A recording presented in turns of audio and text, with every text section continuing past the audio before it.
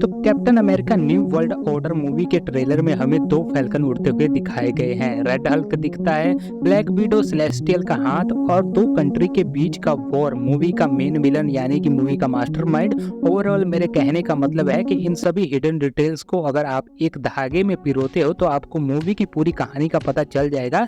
तो आगे भारी स्पॉइलर होने वाले हैं, तो अपनी जिम्मेवारी पर ही वीडियो देखिएगा। चलिए शुरू करते हैं। तो ट्रेलर की शुरुआत व्हाइट हाउस से होती है, जहां पर नए प्रेसिडेंट नए कैप्टन अमेरिका को हेलो बोलते हैं। तो नए कैप्टन अमेरिका यानी कि सैम रॉस से कहता है कि आप बिना मूंछों के पहचान में नहीं आ रहे हो। तो सिविल वॉर में आपने ये मूंछों वाले अंकल को देखा ही होगा, जो रॉस का कैरेक्टर पहले प्ले कर रहे थे, लेकिन 2022 में इनकी मृत्यु हो जाती है, जिसके बाद ये वाला कैरेक्टर हेनरी फोर्स निभा रहे हैं, जो बिना मूंछों के नजर आते हैं। रॉस का नया कैरेक्टर अब अमेरिका का प्रेसिडेंट बन चुका है, जो नए कैप्टन अमेरिका यानी कि सैम को गवर्नमेंट के लिए काम करने के लिए कहता है, जिस पर कैप्टन अमेरिका पूछते हैं कि अगर गवर्नमेंट और मेरे बीच में तालमेल नहीं बैठा यानी कि एक टॉपिक पर हमारी राय नहीं मिली तो क्या होगा। और इसी के बाद हमें ये वाला शॉट देखने को मिलता है। कुछ मिसाइल हवा में फायर हुई दिखाई जाती हैं और इन्हीं के पीछे हमें सेलेस्टियल का हाथ देखने को मिलता है। ये वाला सेलेस्टियल हमें इटर्नल मूवी के आखिरी में बनते हुए दिखाया गया था और इस मूवी की स्टोरी सारी इसी के अराउंड घूमेगी। तो किसी रिसर्च के दौरान इस इटर्नल की बॉडी में दुनिया का सबसे स्ट्रॉन्गेस्ट मेटल जिसका एडमेंटियन नाम है उसकी खोज हो चुकी है। जिन लोगों को एडमेंटियन मेटल के बारे में नहीं पता है, मैं उनको बता देता हूँ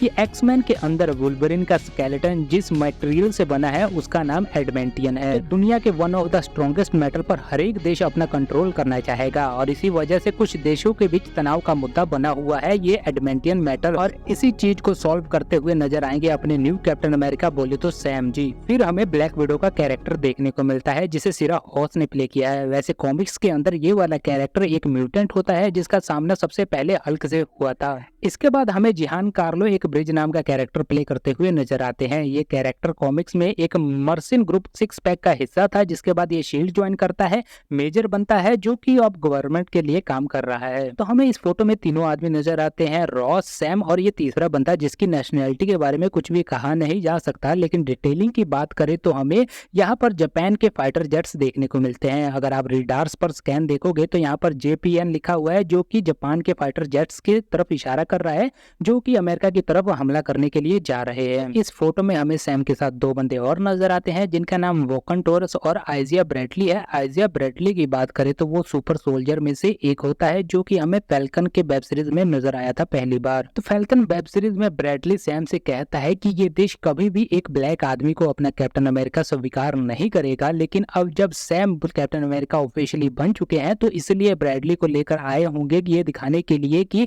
इस देश ने उनको एज ए कैप्टन अमेरिका स्वीकार कर लिया है। अब जब सैम को ऑफिशियली कैप्टन अमेरिका बना दिया गया है तो इसलिए फैल्कन का ओहदा वोकन टोरस को दे दिया गया है और हमें ट्रेलर के अंदर इसलिए दो फैल्कन लड़ते हुए नजर आते हैं। सैम का सूट फ्लाई करते समय हमें साउंड बैरियर को तोड़ते हुए नजर आता है, यानी कि सैम का सूट बहुत ज्यादा अपग्रेड हो चुका है, जो कि मूवी में देखने लायक होगा। और इसी सीन में हमें आइजिया प्रेसिडेंट रॉस पर गोलियां चलाते हुए नजर आता है। इसके पीछे का रीजन सिंपल सा है, जैसे बग्गी को कंट्रोल करने के लिए कुछ शब्द होते हैं, इसी तरह हमें आइजिया को भी किसी के द्वारा कंट्रोल करते हुए दिखाया जाएगा मूवी के अंदर। इस हमले में प्रेसिडेंट रॉस घायल हो जाते हैं और यहाँ पर सैम कहते हुए नजर आते हैं कि आपको तो एक बीमारी है और ऊपर से आपकी डलती हुई उम्र, जिसकी वजह से आपकी सेहत ठीक नहीं रहती है। और जैसे कि हम जानते हैं कि प्रेसिडेंट रॉस, जो कि पहले जिस गामा रेडियन से हल्क बनता है, उस एक्सपेरिमेंट की देखरेख और कोई नहीं बल्कि प्रेसिडेंट रॉस ही कर रहे होते हैं। उस वाला एक्सपेरिमेंट प्रेसिडेंट रॉस ब्रॉन्ज पर भी करते हैं, जिसके चलते वो पहले सुपर सोल्जर और बाद में एबोमिनेशन में कन्वर्ट हो जाता है। तो अपनी हालत देखते हुए प्रेसिडेंट रॉस ने भी खुद पर एक्सपेरिमेंट किया होगा,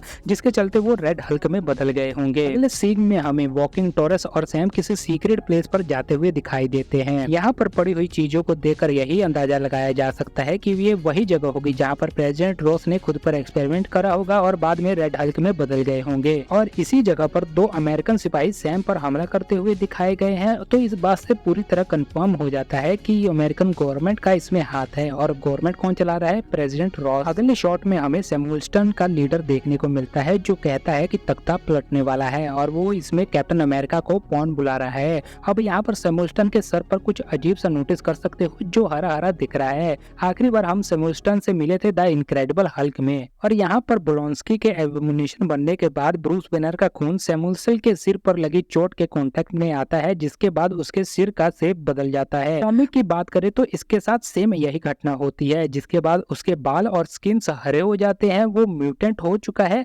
उसका इंटेलेक्चुअल बढ़ चुका था और उसने अपने पुराने नाम को छोड़कर नया नाम द लीडर रख लिया था।